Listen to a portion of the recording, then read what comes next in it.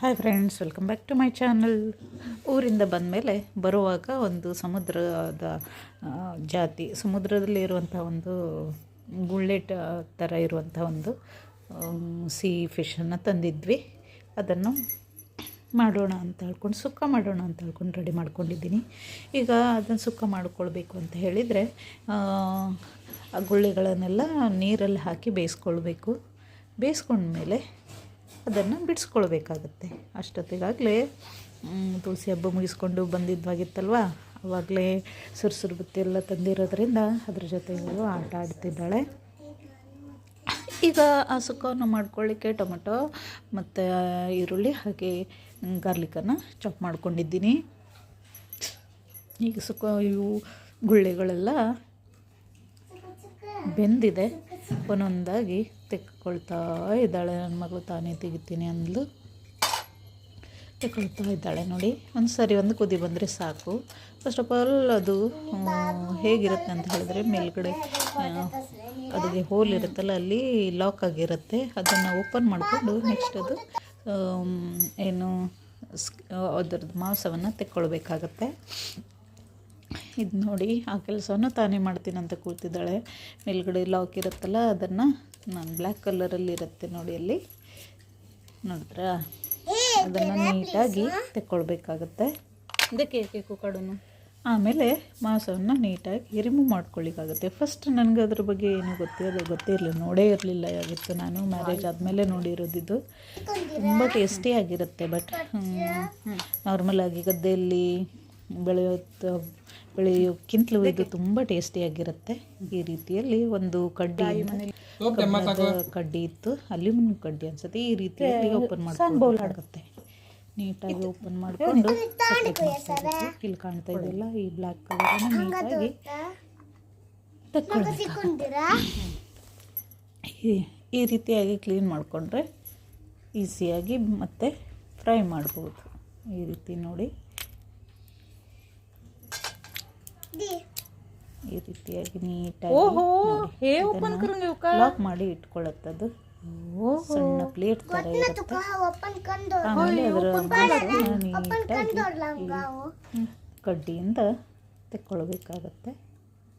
ಈ ರೀತಿಯಾಗಿ ತಾನು ತೆಗಿತೀನಿ ಅಂತ ಕೂತ್ಕೊಂಡು ಸ್ವಲ್ಪ ಅವಳಿಗೂ ಹೆಲ್ಪ್ ಮಾಡಿದೆ. ಅವಳು ನೀಟಾಗಿ ತೆಗೆದ್ಲದು. ಹಾಗೆ ಎಲ್ಲದು ತೆಗೆದಾದ್ಮೇಲೆ ಅದನ್ನು ಮತ್ತೆ ಕಟ್ ಮಾಡಿಕೊಂಡು ರೆಡಿ ಇಟ್ಕೊಂಡೆ. ಈ ಕಡೆ ಆಲ್ರೆಡಿ ಹೇಳ್ದಾಗೆ ಚಾಪಿಂಗ್ ಮಾಡಿಕೊಂಡೆ. ನೋಡಿ, ಈ ರೀತಿಯಲ್ಲಿ ಸ್ವಲ್ಪ ಇತ್ತು. ಫಸ್ಟ್ ಒಮ್ಮೆ ತಂದಾಗ ತುಂಬ ಇತ್ತು. ನೆಕ್ಸ್ಟ್ ಮತ್ತೆ ಏನಾಯ್ತು ಅಂತ ಹೇಳಿದರೆ, ಹೋಗೋವರೆಗೆ ಯಾರು ತೆಕ್ಕೊಂಡು ಹೋಗಿಬಿಟ್ಟಿದ್ದಾರೆ. ಇಷ್ಟೆಲ್ಲ ಸಿಕ್ಕಿತು. ಅದನ್ನು ಈಗ ಸೀಸರಿಂದ ಕಟ್ ಮಾಡ್ಕೊಳ್ತಾ ಇದ್ದೀನಿ. ಒಂದಾಗಿ ಕಟ್ ಮಾಡ್ಕೊಂಡು ರೆಡಿ ಇಟ್ಕೊಂಡಿದ್ದೀನಿ. ತುಂಬ ಟೇಸ್ಟಿಯಾಗಿರುತ್ತೆ. ನೋಡಲಿಕ್ಕೆ ಇತ್ತು. ತುಂಬ ಟೇಸ್ಟಿಯಾಗಿರುತ್ತೆ.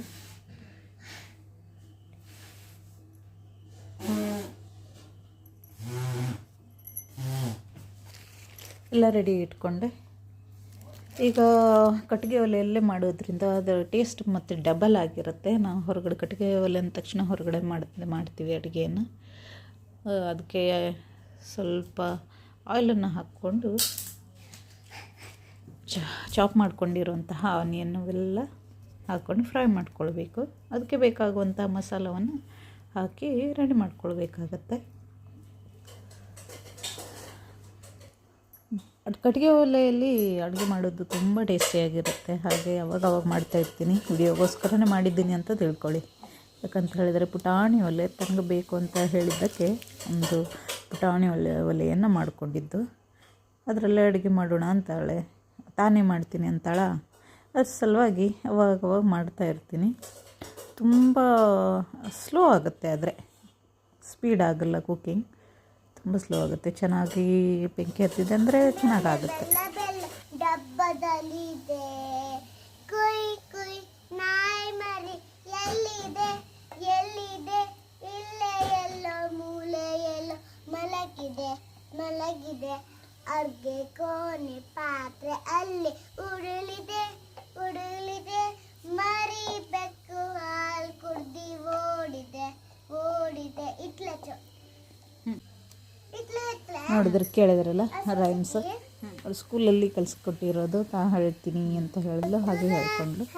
ಓಕೆ, ಈ ರೀತಿ ಈ ಸುಕ್ಕವನ್ನು ಮಾಡ್ಕೊಳ್ಳಿಕ್ಕೆ ಆನಿಯನ್ ಮತ್ತು ಟೊಮೆಟೊ ಎಲ್ಲ ಚೆನ್ನಾಗಿ ಫ್ರೈ ಮಾಡ್ಕೊಳ್ಬೇಕಾಗತ್ತೆ. ಹಾಗೆ ಗಾರ್ಲಿಕ್ಕನ್ನು ಹಾಕಿ ಫ್ರೈ ಮಾಡ್ಕೊಳ್ಬೇಕು. ಅದಕ್ಕೆ ಬೇಕಾದಂಥ ಎಲ್ಲ ಮಸಾಲವನ್ನು ಹಾಕ್ಕೊಳ್ಳಿ. ಚಿಕನ್ ಮಸಾಲ, ಆಮೇಲೆ ಚಿಲ್ಲಿ ಪೌಡ್ರ್, ಸ್ವಲ್ಪ ಅರಿಶಿನ, ಹಾಗೆ ಪೆಪ್ಪರ್ ಇವೆಲ್ಲ ಹಾಕಿಬಿಟ್ಟು ನೀಟಾಗಿ ಫ್ರೈ ಮಾಡ್ಕೊಳ್ಬೇಕು. ಚೆನ್ನಾಗಿ ಎಷ್ಟು ಚೆನ್ನಾಗಿ ನಾವು ಫ್ರೈ ಮಾಡ್ತೀರೋ ಅಷ್ಟು ಚೆನ್ನಾಗಿ ಬರುತ್ತೆ. ಹಾಗೆ ಕಟ್ ಮಾಡ್ಕೊಂಡಿರುವಂತಹ ಎಲ್ಲ ಮಾಂಸವನ್ನು ನೀಟಾಗಿ ಸೇರಿಸ್ಕೊಳ್ಬೇಕಾಗತ್ತೆ. ಸೇರಿಸ್ಕೊಂಡು ನೀರು ಹಾಕಿ ಕುದಿಸ್ಕೊಳ್ಬೇಕು. ಯಾಕಂದರೆ ಸ್ವಲ್ಪ ಗಟ್ಟಿಯಾಗಿರುತ್ತೆ ಅದು. ಈಗ ಇವಳು ಎಲ್ಲ ಮಾಂಸನ ಇದರಲ್ಲಿ ಸೇರಿಸ್ಕೊಳ್ತಾ ಇದ್ದಾಳೆ ನೋಡಿ. ಹಾಗೆ ತಿರುವಿ ಸ್ವಲ್ಪ ನೀರು ಹಾಕಿ ಫ್ರೈ ಮಾಡ್ಕೊಳ್ಬೇಕು. ಫ್ರೈ ಮಾಡಿಕೊಂಡು ಆದಮೇಲೆ ನಮ್ಮ ಸುಕ್ಕ ರೆಡಿಯಾಗಿದೆ. ಅದಕ್ಕೆ ಗಾರ್ನಿಷ್ ಮಾಡ್ಕೊಳ್ಳೋಕ್ಕೆ ಸ್ವಲ್ಪ ಕೊತ್ತಂಬರಿ ಸೊಪ್ಪನ್ನು ಮೇಲಿಂದ ಹಾಕಿದ್ದಾರೆ. ಇಳಿಸ್ಕೊಳ್ಳುವಾಗ ಸ್ವಲ್ಪ ಕೊತ್ತಂಬರಿ ಸೊಪ್ಪನ್ನು ಹಾಕಿ ಮಿಕ್ಸ್ ಮಾಡಿ ಇಳಿಸ್ಕೊಳ್ಳಿ. ಓಕೆ, ಯಾರಿಗೆಲ್ಲ ಇಷ್ಟ ಆಯಿತು ಲೈಕ್ ಮಾಡಿ.